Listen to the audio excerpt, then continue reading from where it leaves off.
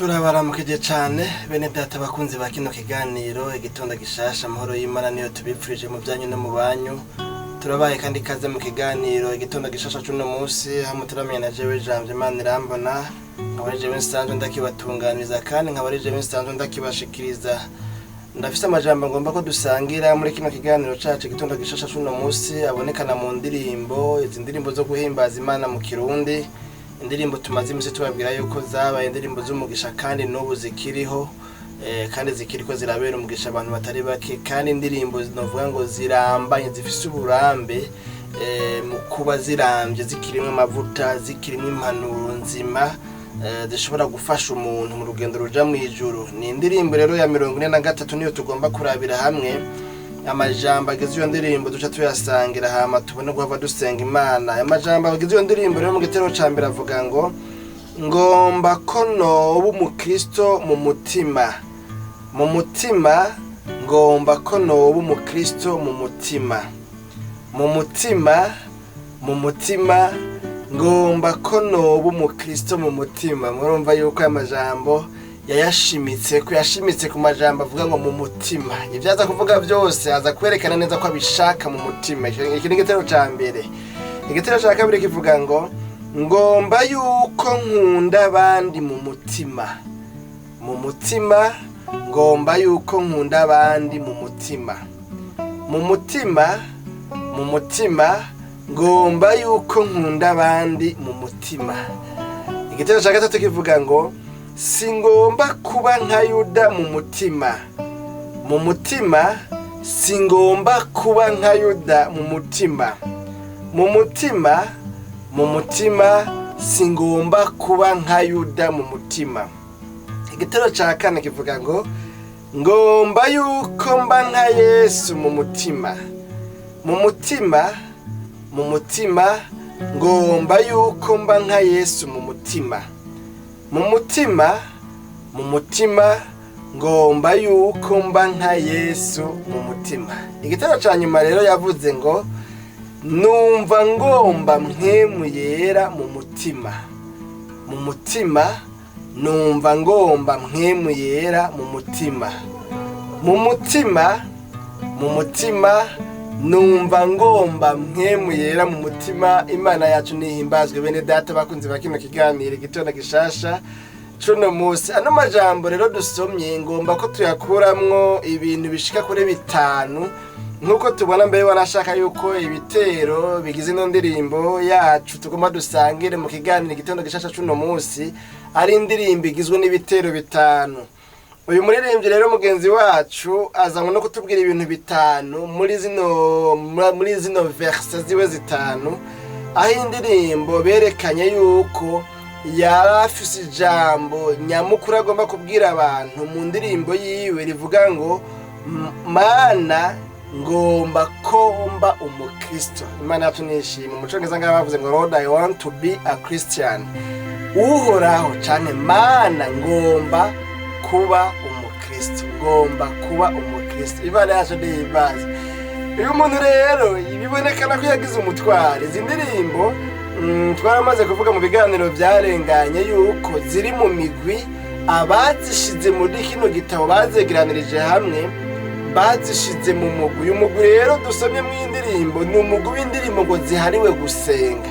Ni indirimbo zivuga ku majambo yo gusenga, aho usanga aba basenzi bagiye basenga mu buryo butandukanye, berekana ukuntu bashaka Imana, berekana ingene bashaka guhinduka, berekana ingene bagomba gukizwa, berekana ingene bipfuza ko Imana ibagirira neza, itabarengana, ibakiza, ibatabara, ibabera inyishu mu bibazo byabo bya misi yose.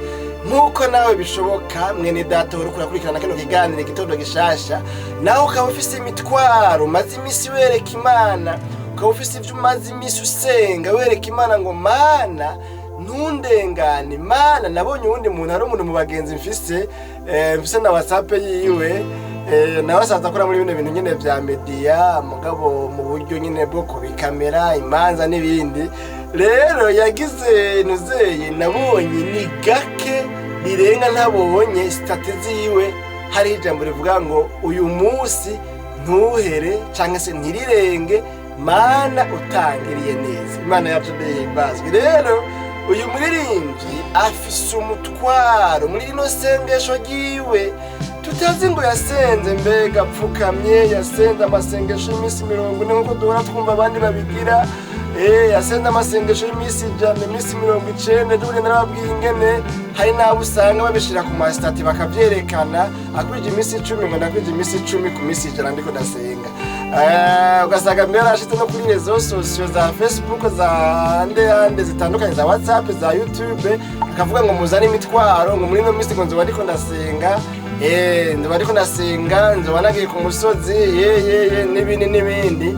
Ugasanga rero umuntu yerekanye neza yuko vy'ukuri ariko arasenga. Uyu muririmbyi rero ntituzi ngo yariko asenga amasengesho y'iminsi 40, ntituzi ngo yariko asengera hamwe n'abandi muri serire de priere canke muhira muri ya masengesho yo muhira mu muryango.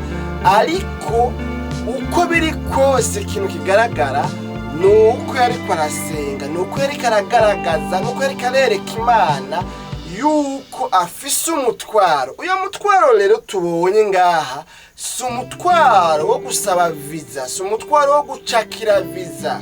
Muri no minsi ubwo butumwa burezi, muri no minsi ubwo butumwa burakwiriye cyane.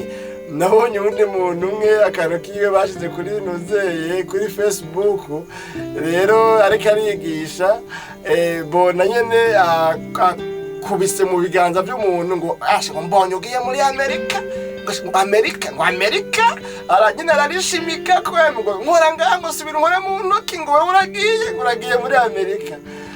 Agiba rero kandi mugabo muri Amerika se mwijoro, muri Amerika ni mwisi irevre ubuzima n'imibereho kumbure biraruta ivyo tubayemo canke biri mu bihugu tubona ngaha bikenye. Ariko mugabo si ubutumwa mu by'ukuri nibaza yuko umuntu yomara ku isaha ashimangira ngo uragiye ntawe umengo mbere ahubwo nico cigwa c'uyu munsi. Ni koko nivyo birabaho, birashoboka, Imana iravyerekana irabihishura.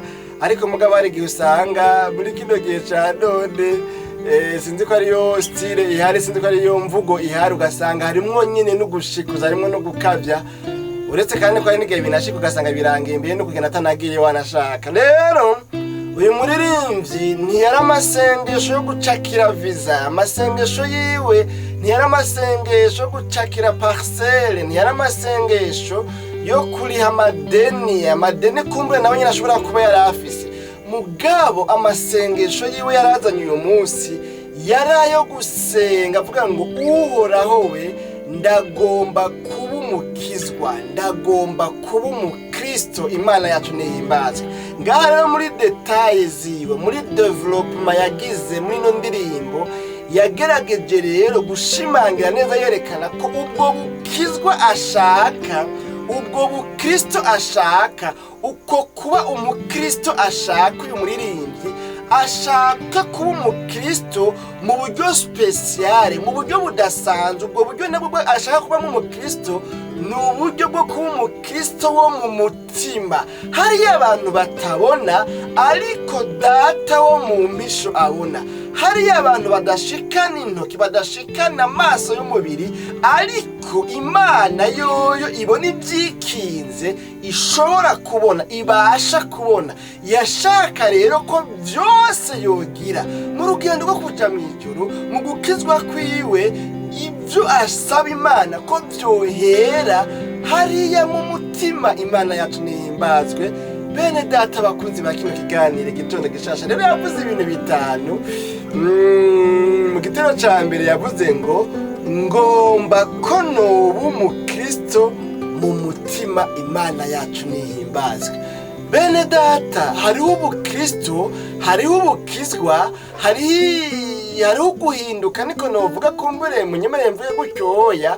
Mugabo kugaragara inyuma, kubonwa n'amaso y'umuntu, kubonwa n'amaso y'umubiri, kandi ugasanga uko gukizwa, ubwo bukristo, uko guhinduka, iyo mico myiza, izo ngeso nziza, ugasanga twebwe abantu tuzibona mugabo nyene kubigira yabigizemo uruhara, ugasanga umuntu yaharaniye kwerekana yuko nawe yakijijwe, agaharanira kwereka abantu yuko yahindutse, agaharanira kwemeza abantu yuko we wari umugororotsi, mugabo ugasanga uko kugororoka n'ukugororoka ko mu munwa gusa, n'ukugororoka ko mu majambo gusa, n'ukugororoka kw'inyuma gusa. Mbere wanashaka ko no kugororoka niko abafarisayo bari bafise, abasaduka n'abafarisayo niko kugororoka bari bafise. Abo abafarisayo ngo baharanira kwereka abantu yuko bagororotse,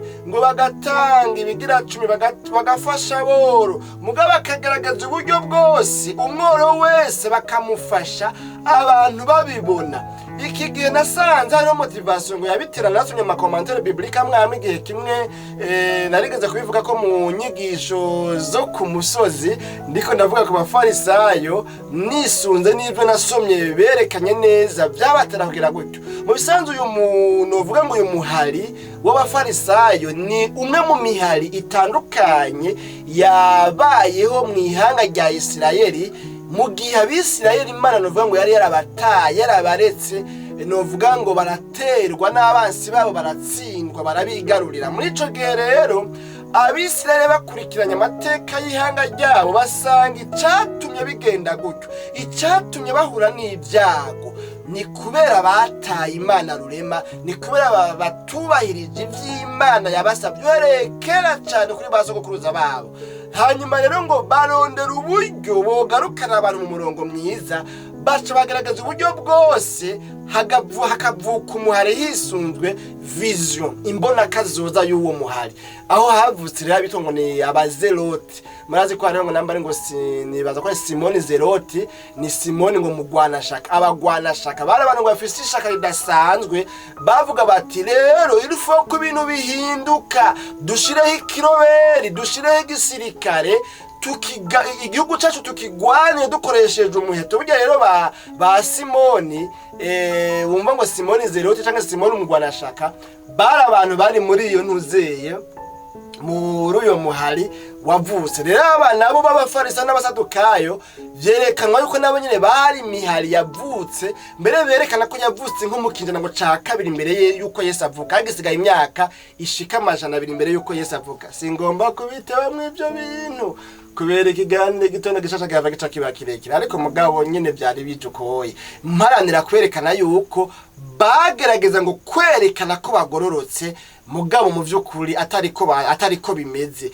Kuko bavuga bati hamwe abantu bobona ko twebwe twubahiriza ivyagezwe, bakabona imico yacu myiza, bakabona ingene turabakizwa, twambara neza, dusenga, ngo mu gusenga mbere ngo baja au Carrefour, mu mayirabire, kuri rompe, mu masanganzira, bakaba rero baja gusenga ngo bagakubita amanwa, bakunama, bagakubita inkora hasi, kugira ngo abantu bose barengana babone ko hari umuntu ariko arasenga yubaha Imana, yumvira Imana. Ariko mugabo ngo mu by'ukuri mu mitima yabo siko byarebeka. Kandi murazi ko igihe Yesu yaza yarabavuze ko ingene bagize neberekana babonekana ko inyuma bakuyengeje nk'imva canke se nk'inzaha, ariko mugabo indani ngo ari imva gusa ata kintu kiriyo. Ibyo biri muri za nyigisho zo ku musozi twaravuze ko dufise ibiganiro byazo tuzozamwo tukabivugamo. Ni inyigisho zihera mu gice ca 5 umurongo wa mbere mu butumwa bwiza bwa Yesu Kristo ko bwanditswe na Matayo, zikabandanya mu gice ca 6 zigaherana n'igice ca 7 muri ubwo butumwa nyine bwiza bwa Yesu Kristo uko bwanditswe na Matayo. None rero simavunja muri birebire, rero nariko navuga ngo uyu muririmbyi yavuga ngo ngomba ko noba umukristo, nariko navuga ko habaho ubukristo, habaho ubukizwa, duharanira ko abantu babona ariko Imana itatubonamo. Kandi ibyo bintu si byiza, n'uburyarya, n'ububeshi, n'amanyanga. Imana yacu nihimbazwe, n'ubupirati, n'agakiza kari pirati, n'ubukizwa buri pirati. Iyo uri kuravugana n'abantu ukagomba kwerekana za Yesu ashimwe, bikerekana ko umenga uroroshe, bikerekana ko umenga uraciye bugufi, ariko twahura n'abandi bakuzi neza sawa sawa ingeso zawe za misi yose, bakavuga batujya muntu nimba ari umupagani wa mbere n'ujya muntu, nimba ari umwescro wa mbere ni naka. Ariko mugabo reka kwiyoberanya ugasanga n'ibindi. Uyu muririmbyi aravuga ngo ngomba komba umukristo mu mutima, apana ubukizwa cyangwa ubukristo bwo kuri rezo sosio, bwa bundi twerekana ku ma Facebook, ku ma TikTok, ku ma WhatsApp, ku ma stati, mugabo bitari mu mutima. Ibyo bintu biragahera. Nshaka kuba umukizwa, nshaka kuba umukristo wo mu mutima. Imana yacu nihimbazwe. Bene data bakunzi bakino kiganiro igitondo gishasha, n'ubu butumwa uyu muririmbyi atubwiye bwo kuba umukizwa, bwo kuba umukristo, bitanguriye mu mutima. Kubera agakiza kanyako gatangurira mu mutima. Umutima ukabanza ugakizwa, umutima ukabanza ukaba umukristo, umutima ukabanza ukabohoka, umutima ukabanza ukavuka ubwa kabiri, umutima ukemegwa n'Imana, maze bikabona rero kubogaboga inyuma, bikavuga ngo sindabivuga ku munwa gusa ariko birabogaboga no mu mutima biriyo. Imana yacu nihimbazo. Twama twumvise abavugwa hirya no hino ku marezo sosio, twagira ngo nibo bakizwa ba mbere, nibo bakristo ba mbere, mugabo ugasanga n'abayobe, n'abamenja, n'abanyavyaha, n'abicanyi, inzigo n'amacakubiri, ubushakanyi, ubusambanyi, ubusuma, ukurenganya abantu, ugasanga ibyaha bakora ahubwo mbere baba ntituzi ngo n'abanyamahanga, babandi batarakiza ugasanga ntavyo bakora. Hano umuntu ashobora gukubita ikinyoma ukavuga ati iki kinyoma n'umupagani ntaco yonkubita. Reka rero tubandanye kubera kuvuga menshi siko kuyamara, mbona umwe ngo ntavuye neba cyane muri bino kandi turacari ku kintu ca mbere. Sinavyiza ariko tumara umwanya muremure cyane, tuzura tumara umwanya kumbure wisumbuye mu kiganiro umutima w'ubugingo. Turacari ko turavyitegurira kumbure bivanye n'imyanya n'ibibanza umuntu abifatira mu gasanga nyene ntibyoroshe. Ijya kabiri yavuze ngo ngomba yuko nkunda abandi mu mutima. Imana yacu nihimbazwe. Mana amasengesho nzanye no munsi asaba ngo fasha nkunda abandi mu mutima. Ngomba yuko nkunda abandi mu mutima, uzoba ukoze umfasha unshoboze ungirira neza. Ngomba yuko nkunda abandi mu mutima. Kubera iki?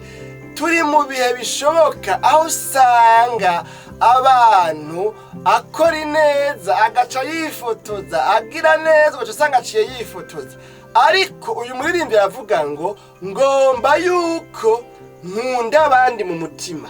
Ngomba bihere hariya mu mutima, ntibibi byo ku marezo sosio, ariko ngomba urukundo rwanje rubugwo mu mutima. Imana yacu nihimbazwe. Rero no mutwaro kandi murumva birasiguritse, nta nuwo biteba ko cyane. Nibaza yuko umwe wese ashagenda ariraba ati mbega none by'ukuri urukundo nkunda abandi si ubwo buryarya, si ubw'amajambo gusa, si ubw'akarimi gusa, aho usanga ari ay'akarimi. Cyangwa niyo ukoze neza, ukora neza kugira ngo abantu babimenye, hanyuma bagufate yuko uri umuntu mwiza, ariko mugabo mu by'ukuri uri umuntu mubi nawe usanzwe bizi, ugahanira gusa ko bomenya yuko ufasha abagowe, ariko mugabo abandi wafashije nabo nyine ugasanga washatse gusa bo wifotozako. Muri kino gihe ibyo bintu bireze cyane, umuntu akagenda akaraba nk'abantu bagowe, akabako muri biro bibiri by'umuceri, mugabo umunsi wo kubishikiriza agaca hitana kamera azingahe n'amadrone, agaca agenda kwerekana yuko yatanze imfashanyo. Yavuze ngo ngomba yuko nkunda abandi mu mutima. Birashoboka yuko wewe urukundo ukunda abandi ari rwo ku marezo sosio, ari rwo ku karimi gusa, ari rwo kwihayagiza, ari rwo guharanira kwereka abantu yuko kuko abantu muri no minsi barafise ikibazo cyane avuga ngo c'amasikse, cyo kumenyekana, cyo guhitinga, bagomba kubivyamamare. Yumva umengo yokora ikintu abanje guharura ingene kiza gutuma hitinga, akagaragaza uburyo bwose agakora ikintu gituma hitinga nyine akamenyekana akabicamamare. Ariko yavuze ngo ngomba yuko nkunda abandi mu mutima. Byasawa bihera hariya mu mutima. Icya gatatu yavuze ngo singomba kuba nka Yuda mu mutima. Yuda murazi ko ari we yagurishije Yesu n'ibindi birebire, kandi yagendana na Yesu, ariko mugabo bikarangira mugurishije, bikarangira nyene murabiza ayo makuru ingene byagenze. Aravuga ngo singomba kumera nka Yuda, bwa bujyajya bwari muri we, akerekana ko muri kumwe, akerekana ko gukunda kandi atari ko biri. Singomba ekaya abana mba singomba kumera nka Yuda mu mutima. Imana yacu nihimbaza. Singomba mana nimba ari ikintu ntagomba ni koko navuze ibyo ngomba, ariko singomba kumera nka Yuda mu mutima. Yuda mwasangiye mugakoza mu mubehe umwe mukabega ku nkoki imwe mugasangira ku meza imwe hanyuma akakugurisha. Singomba kumera nka Yuda. Imana yacu nihimbazwe kandi yongere dutabare idushoboze gukundana urukundo ruvindane mu mutima. Ubwa kane yavuze mbere ko dabo dusozera yavuze ngo ngomba yuko mba nka Yesu mu mutima. Imana yacu nihimbazwe. Aravuga ngo ngomba kumera nkuko Yesu yarameze. Muri amajambo dusoma muri Bibiliya hari amajambo avuga ngo mugire wa mutima muri mwebwe nk'umwe wari muri Kristo Yesu. Imana yacu nihimbazwe. Avuga ngo ngomba kumera nkuko Yesu yarameze. Hari navuga ngo nkuko yabahamagaye ari yera namwe abariko mubabera. Imana yacu nihimbazwe. Ibyo navyo nyine birasiguritse, murumva yuko bidasaba yuko umuntu asigura birebire. Nuko n'amasengesho ariko arabandanya mu gusozera yavuze ngo numva ngomba mpemu yera mu mutima. Imana yacu nihimbazwe. Acarasozera rero indirimbo bavuga ngo numva ngomba mpemu yera. Mpemu yera umurongozi w'abera, mpemu yera umwitsa, mpemu yera, mpemu yera, mpemu yera, numva ngomba mpemu yera mu mutima. None rero tugomba dusenga Imana. Ni bino bintu bitano yavuze ngo ngomba ko noba umukristo mu mutima. Ubwa mbere, ubwa kabiri avuga ngo ngomba yuko nkunda abandi mu mutima. Ubwa kabiri, ubwa gatatu yavuze ngo singomba kuba nka Yuda mu mutima. Ubwa kane yavuze ngo ngomba yuko mba nka Yesu mu mutima. Ubwa gatanu yavuze ngo numva ngomba mpemu yera mu mutima. Imana yacu nihimbazwe. Bene data bakunzi ba kino kiganiro igitondo gishasha, nta n'amajambo numva nari mfite mu mutima, nta magwara aho gwa kuvuga menshi siko kuyamara. Amazi yazindutse ageze kure no gushuha harashushe ntivyoroshe, ariko mugabo nizera ko wamaze kuvyumva. Mbega ibi bintu bitanu byose wumva hari ico wosaba Imana, ntaco wumva ukehaniwe muri byo, ntaco wumva uhajije, wumva uri umukristo wo mu mutima vy'ukuri hari indani. Urumva ko mu mutima wawe ushizwe ku munzane wosanga uri umukristo vy'ukuri wo mu mutima. Mbega wumva ukunda abandi byo mu mutima, pana byo guhayagiza gusa by'akarimi gusa. Mbega wumva utameze nka Yuda yanjyajya wiyorobeka mu bandi mugabo nawe uri umuntu mubi cyane. Mbega wumva umeze nka Yesu mu mutima. Mbega ho wumva ufise mpemu yera mu mutima. Nano majambo hamwe hoba hari ikintu wumva uhajije, hamwe wo kumva ko hari ico udafise muri ivyo, nagomba ngo wifatikanye nako dusenga Imana. Tubwire Imana ngo Mana ndasavye ngo bino bintu bimbemwo. Erega ibi bintu nivyo bituma umuntu agira ubugingo bene data. Ibi bintu nivyo bintu bituma umuntu ayemerwa n'Imana. Kandi ibi bintu nivyo bituma na vya bindi biriko baravuga ngo ibi na biriya cakiribi nivyo bituma unabironka kandi ukabironka uri mu mwanya mwiza. Na yahandi hoho bijya n'abandi barabironka baciye mu nzira zitarizo, n'abanyabyaha barabifise. Ariko ibi ntibifiswe na bose. Ibi bintu ni special, ibi bintu nibisanzwe, ibi bintu birahambaye. Ibi bintu ntibifiswe na bose. None rero ukwiye kwipfuza iruhande yo kwipfuza bya bindi by'amaviza, by'imiduga, by'imishahara, amapromotion, akazi, amaparasera, amazu meza, na bino navyo ukwiye kuvyipfuza. Reka dusenga Imana nano majambo tuzosoma ikiganiro igitondo gishasha cy'ubutaha. Mwami Yesu tugushimiye cyane kubwano majambo twumvise. None umuntu wese avuze ngo Mana mbabarira nsanze hari ibyo ntafise muri bino, ndakwinginze ngo bimuronse. Bisigaye nuca umushoboza kuba habifise no kugendera muri ibyo. Ibisigaye kandi wirigwa n'abakunzi bawe aho bagiye kwirigwa mu izina ryawe rya Kristo. Yesu ntutubye tuvyizeye. Amen.